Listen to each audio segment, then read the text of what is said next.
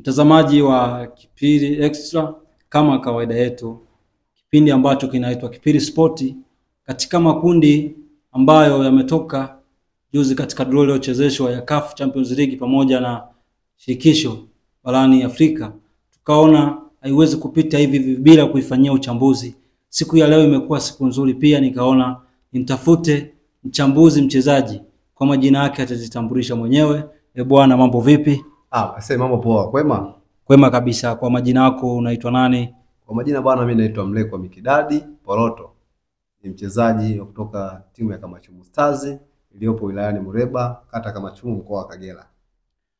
Tumefurahi kumfahamu mchambuzi wetu wa siku ya leo. Kabla hatujaenda katika pointi yetu ya kuchambua kundi moja baada ya jingine, natamani mtazamaji wetu wa Kipili Extra aweze kutambua, nje na kucheza ndani ya kata ya Kamachumu, ushawahi kucheza nje na mipaka ya Kamachumu au mpira wako huko ndani ya kata ya Kamachumu?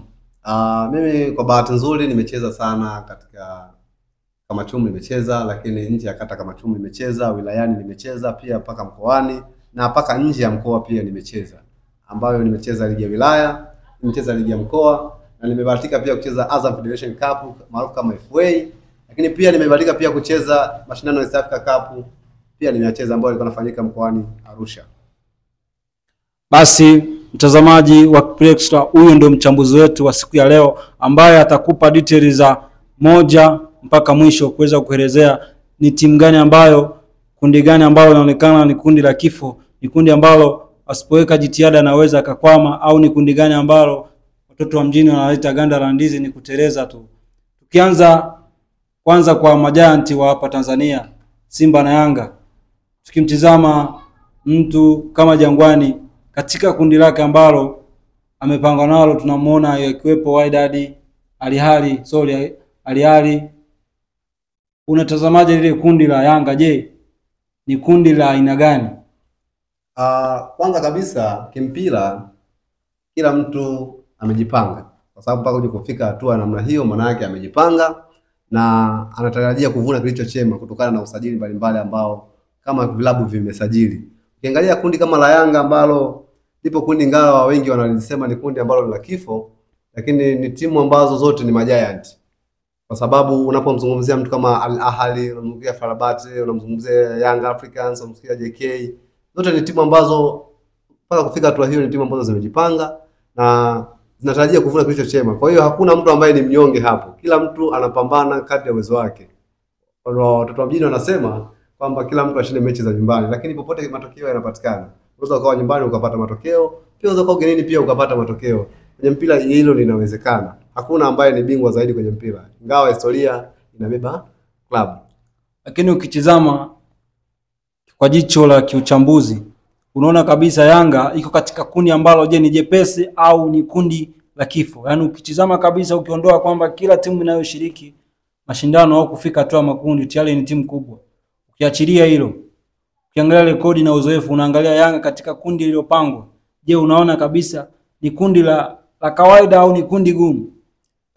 Kundi la Yanga ni kundi ambalo ni gumu kutokana na aina ya timu ambazo anaenda kukutana nazo, kwa sababu licha tu ya ubora wa vikosi vyao, lakini pia na experience zilizonazo hivyo vilabu.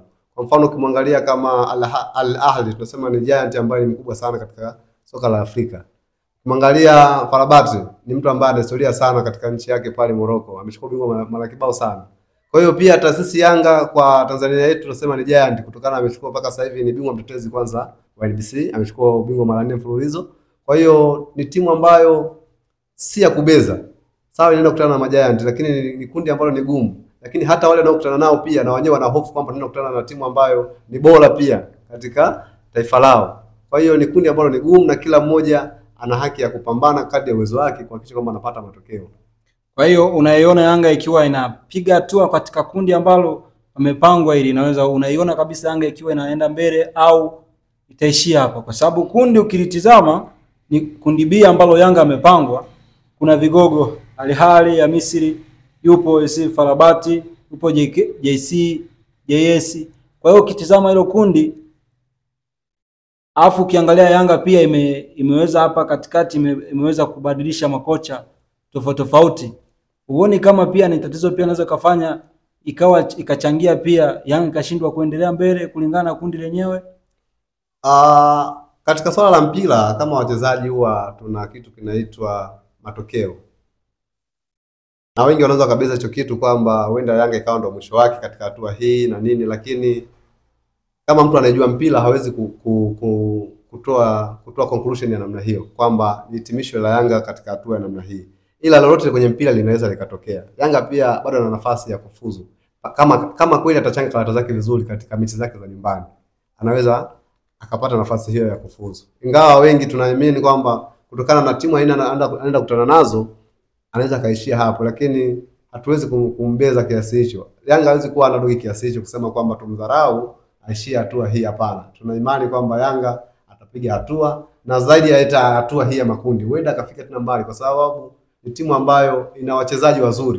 Ina wachezaji ambao wanaamua matokeo muda wowote. Kwa hiyo licha kubadilisha makocha hapa na pale, lakini bado ina watu ambao wanaishikilia ile timu ambao muda wote wanakupa matokeo. Kwa hiyo ni ngumu sana kusema kwamba Yanga anaweza kaishia hatua ya makundi. Kwa hiyo unaiona na Yanga ikiwa inapenya katika vigogo wao iliyopangwa nao licha ya udogo na rekodi. Unajua Yanga pia ina rekodi yake sio nzuri sana katika mashindano ya klabu bingwa.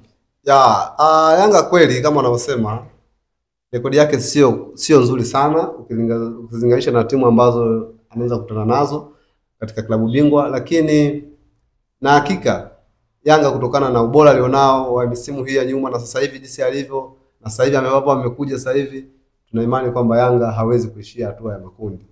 Anaweza akapenya kwenye vigogo hao na akapita endapo tu atachanga karata zake vizuri katika mechi zake za nyumbani na hata pia ugenini. Unamwona Yanga akiwa anazinyakua alama zake 9 nyumbani?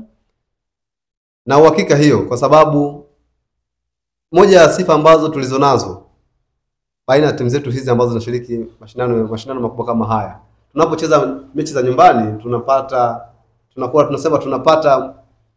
hamasa kubwa sana ikiwemo mashabiki na kutupa nguvu kutokana na mechi zinazocheza nyumbani, ili mradi tupate alama zozote ambazo zitaweza kutusaidia katika hatua inayofuata. Kwa hiyo kwenye mechi za nyumbani na hakika Yanga atachukua alama zote 3 kwa kila mechi. Maana yake mechi zote za nyumbani 3 maana yake alama 9 na hakika Yanga atachukua 0 point. Naweza kupiga hatua. Hivi na hapa pia ukichukulia ni kwamba Yanga pia wameenda Zanzibar katika uwanja wa New Amani. Huoni kabisa hili au inaweza ikawa ni bahati pia, wameona inaweza kuwa ni bahati kwenda kucheza wakichezea kule Zanzibar katika uwanja wa New Amani Complex? Bado ni nyumbani. Tunaposemea nyumbani maana yake Zanzibar pia bado ni Tanzania ile. Kwa hiyo swala la Yanga kwenda kuchezea katika uwanja wa New Amani bado tunasema ni nyumbani na mashabiki bado wapo. Zanzibar tuna mashabiki wengi sana wa Young Africans.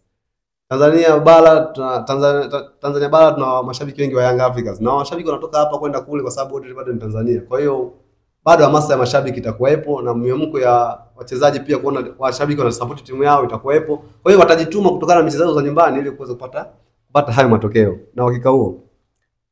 Unaposema atapata alama 9, kumbuka kuna kigogo bingwa haya mashindano mara nyingi na mfululizo. Tukizungumza Al vigogo wa Misri.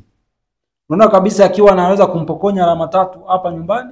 Al Ahly ni timu bora, hakuna anayeweza kulipinga hilo. Ni timu bora na sio Afrika tu, hata ukilinganisha na baadhi ya vilabu vikubwa huko nje ambayo Ulaya tuseme. Lakini tunapokuja kwenye swala nzima la kutafuta matokeo, huwa tuangalie ubabe au ubora wa timu. Tunaangalia sisi kama sisi tunahitaji nini kwa wakati huo. Kwa hiyo Young Africans akitambua hilo anapata hizo alama 3 bila shaka yoyote, kwa sababu ni wachezaji na sisi pia Young Africans ina wachezaji ambao wako vizuri sana. Kwa mfano ukimwangalia kama Pacome sasa hivi mchezaji ambaye anaibeba sana timu. Ukimwangalia kama Maxi mchezaji ambaye anapambania timu, na kijana huyu ambaye amemweka hapa Edmund mchezaji ambaye anapambania timu. Kuja kwenye safu ya katikati pia bado kuna vijana ambao unamuona kabisa kwamba ni mtu ambaye ana struggle kutafuta kwamba Yanga ipate matokeo kwa aina yoyote ile. Na tunashukuru Mungu kwamba sasa hivi Yanga imeshakuwa na ile kwamba hatuhitaji kusemwa tena kwenye kuhusiana na masuala ya klabu bingwa, kwa sababu kama Tanzania tumeweza kuchukua mara 4 mfululizo, kwa nini pale tusende tukafanya kitu ambacho ni tena kikubwa ili kajenga sasa heshima ya Young Africans ambayo watu wanaitegemea ifike katika hatua ambayo ni kubwa zaidi. Kwa hiyo na hakika kabisa pamoja na ujanti wake Al Ahly pamoja na yote lile, ingawa ni mechi ambayo sisi tunaanza nayo, ila na hakika kabisa Al Ahly nyumbani Sheikh Abeid pale atakaa na pointi 3 zitapatikana bila wasiwasi wote. Tuna hakika hilo. Basi tusubirie tuone kama hayo unayosema yatakuwa kweli. Na hakika yatakuwa kweli, na tusubirie baada ya mechi ya kwanza ya FAR Rabat ambayo tutachezea, tuko nyumbani, tunaanzia nyumbani tarehe 22 Novemba. Lakini baada ya hapo ratiba itakuwa imepangwa, nadhani tutaona tunakutana na nani kwa mara nyingine. Ila na hakika mechi zetu za nyumbani, kama Yanga kweli atachanga karata zake vizuri, tuna hakika atafuzu kwenye hao vigogo. Mpira una matokeo yoyote, na mtu yoyote yule anaweza kupata matokeo kwa wakati wote. Kwa hiyo watu waondoe ile mentality kichwani kwamba hilo ni kundi la kifo. Sahihi kabisa, kwamba tusikalili. Mpira sasa hivi sio kukalili.